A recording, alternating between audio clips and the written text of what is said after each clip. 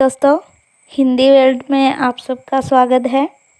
അപ്പോൾ നമ്മൾ ക്വസ്റ്റ്യൻ പേപ്പറിൻ്റെ ബാക്കി ഡിസ്കസ് ചെയ്യാനായിട്ടാണ് ഇന്ന് എത്തിയിരിക്കുന്നത്. ആദ്യത്തെ ചോദ്യം, കർപ്പൂരമഞ്ജരിക്ക് ഭാഷ കോൺസി ഹെ? അതിൻ്റെ ഉത്തരം വരുന്നത് ശൗർസേനിയാണ്. ഇനി അടുത്ത ചോദ്യം നോക്കാം. അപഭ്രംശ ശബ്ദ കാ പ്രാചീനതം പ്രയോഗ കഹാം മിൽത്താ ഹെ? അതിൻ്റെ ആൻസർ വരുന്നത് മഹാഭാഷ്യയാണ്. അപഭ്രംശ ഭാഷയുമായി ബന്ധപ്പെട്ട കുറച്ച് വിവരങ്ങൾ കേൾക്കാം. അപഭ്രംശ ഭാഷയുടെ സമയം എന്ന് പറയുന്നത് 500 ഈസ്വി മുതൽ 1000 ഈസ്വി വരെയാണ്. अपभ्रंश मध्यकालीन भारतीय आर्य भाषा और आधुनिक भारतीय आर्य भाषाओं की बीच की कड़ी है. അതുകൊണ്ട് തന്നെ ഇതിനെ സന്ധികാലീന ഭാഷ എന്ന് പറയാറുണ്ട്. ഇനി അപഭ്രംശൻ്റെ സർവപ്രഥം പ്രാമാണിക പ്രയോഗം നമുക്ക് കാണാൻ കഴിയുന്നത് പതഞ്ജലിയുടെ മഹാഭാഷ്യയിലാണ്. ഇനി അവഹട്ട് എന്ന് പറയുന്ന ശബ്ദത്തിൻ്റെ ഏറ്റവും സർവപ്രഥം പ്രയോഗം കാണുക ജ്യോതിരീശ്വർ ഠാക്കൂറിൻ്റെ വർണ്ണരത്നാകറിലാണ്.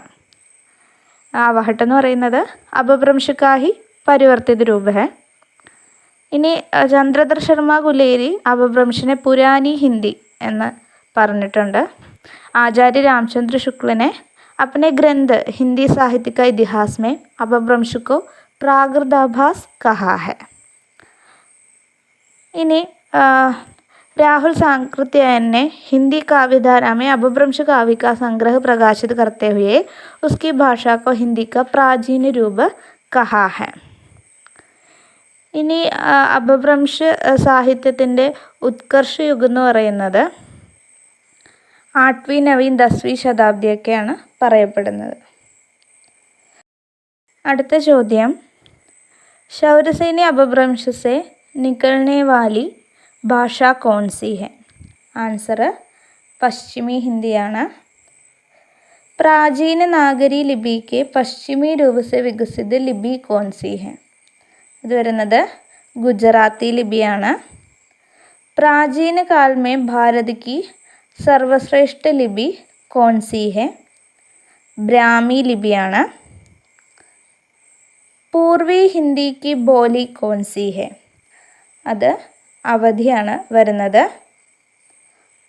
ഇനി നമുക്ക് ഡീറ്റെയിൽഡ് ആയിട്ട് ബോലികൾ ഉപഭാഷകളൊക്കെ നോക്കാം. हिंदी क्षेत्र की समस्त बोलियों को 5 वर्गों में बांटा जा सकता है. അതിൽ ഈ വർഗത്തിനാണ് നമ്മൾ ഉപഭാഷകൾ എന്ന് പറയുന്നത്. ഈ ഉപഭാഷകളുടെ അകത്ത് ബോലികളും വരുന്നുണ്ട്. അങ്ങനെ ഹിന്ദി മേ 5 ഉപഭാഷയെ और 18 ബോലിയാം ഹെ. ആദ്യത്തെ ഉപഭാഷ നോക്കാം, രാജസ്ഥാനി. അതിൻ്റെ ബോലികളാണ് മാർവാടി, ജയ്പൂരി, മേവാത്തി, മാൽവി. അത് സംസാരിക്കുന്ന ഏരിയയാണ് അതിൻ്റെ താഴെ കൊടുത്തേക്കുന്നത്, രാജസ്ഥാനിലാണ്. രണ്ടാമത്തെ ഉപഭാഷ പശ്ചിമി ഹിന്ദി.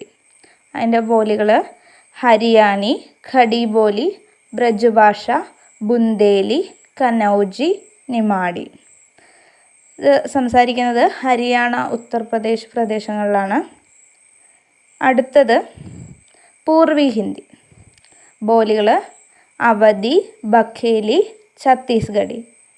പ്രദേശം വരുന്നത് മധ്യപ്രദേശ്, ഛത്തീസ്ഗഡ്, ഉത്തർപ്രദേശ്. അടുത്ത ഉപഭാഷ ബിഹാരി. ബോലികൾ ഭോജ്പുരി, മഗഹി, മൈഥിലി.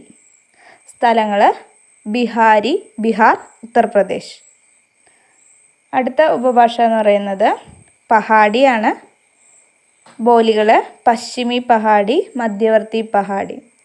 അതിനെ പശ്ചിമി പഹാഡിന് നേപ്പാളി, മധ്യവർത്തി പഹാഡി കുമൈനി, ഗഡ്വാലി ഒക്കെ വരുന്നുണ്ട്. സ്ഥലങ്ങൾ ഉത്തരാഖണ്ഡ്, ഹിമാചൽ പ്രദേശ്.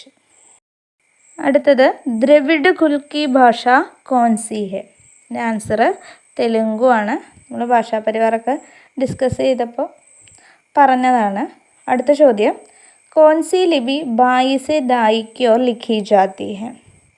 അതിൻ്റെ ആൻസർ വരുന്നത് ദേവനാഗരി ലിപിയാണ്. ഇനി ദേവനാഗരി ലിപിയുമായി ബന്ധപ്പെട്ട് അറിഞ്ഞിരിക്കേണ്ട കുറച്ച് കാര്യങ്ങൾ നോക്കാം. ഭാഷ की लिपि देवनागरी है. देवनागरी लिपि का विकास ब्राह्मी लिपि से हुआ है. ब्राह्मी लिपि भारत की सबसे पुरानी लिपियों में से एक है. ഈ ചോദ്യം കുറച്ച് മുന്നേ നമ്മൾ കണ്ടതാണ് ഇപ്പോൾ പറഞ്ഞ സമയത്ത്. देवनागरी लिपि को बाएं से दाएं लिखे जाते हैं. देवनागरी लिपि की पहचान क्षैतिज रेखा यानी शिरोरेखा से होती है. ദേവനാഗരി ലിപിയുടെ മാനകീകരണം അതായത് സ്റ്റാൻഡർഡൈസേഷന് വേണ്ടിയുള്ള ആദ്യ ശ്രമം 1935 ഇസ്വിയിൽ ഹിന്ദി സാഹിത്യ സമ്മേളനം വഴി തുടങ്ങിയായിരുന്നു. പിന്നെ നാഗരി ലിപി സുധാർ സമിതി, അത് മഹാത്മാഗാന്ധി അതിൻ്റെ സഭാപതിയായിരുന്നു. പിന്നെ സർക്കാരിൻ്റെ ഭാഗത്തു നിന്നാണേലും 1947 ദേവനാഗരി ലിപിയുടെ മാനകീകരണത്തിന് വേണ്ടി ശ്രമം നടക്കുകയുണ്ടായി. ഇനി രാഹുൽ സാങ്കൃത്യായൻ്റെ ഒരു കഥനാണ് ദേവനാഗരി ദുനിയാ കി സബ്സെ വൈജ്ഞാനിക് ലിപി ഹെ എന്ന് പറയപ്പെടുന്നുണ്ട്. പിന്നെ 20-ാം നൂറ്റാണ്ടിൻ്റെ ആരംഭത്തിൽ ലോകമാന്യ തിലക് തൻ്റെ പത്രമായിട്ടുള്ള കേസരിയിൽ ദേവനാഗരി ലിപിയുടെ സുധാരണയെക്കുറിച്ച് ചർച്ച ചെയ്യുന്നുണ്ട്. ഇത്രയും വിവരങ്ങളാണ് ദേവനാഗരി ലിപിയുമായി ബന്ധപ്പെട്ട് ആഡ് ചെയ്യുന്നത്.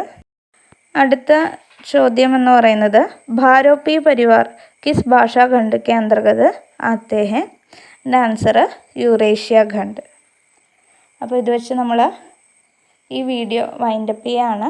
അപ്പോൾ നിങ്ങൾക്ക് ഈ വീഡിയോസ് ഹെൽപ്ഫുള്ളായിട്ട് തോന്നുകയാണെങ്കിൽ സബ്സ്ക്രൈബ് ചെയ്യുക. വീണ്ടും അടുത്ത വീഡിയോ അപ്ലോഡ് ചെയ്യുമ്പോൾ അറിയാനായിട്ട് ബെല്ലൈക്കൺ അമർത്തുക. മറ്റുള്ളവർക്ക് ഷെയർ ചെയ്യുക. നിങ്ങളുടെ അഭിപ്രായങ്ങൾ രേഖപ്പെടുത്തുക. Thank you.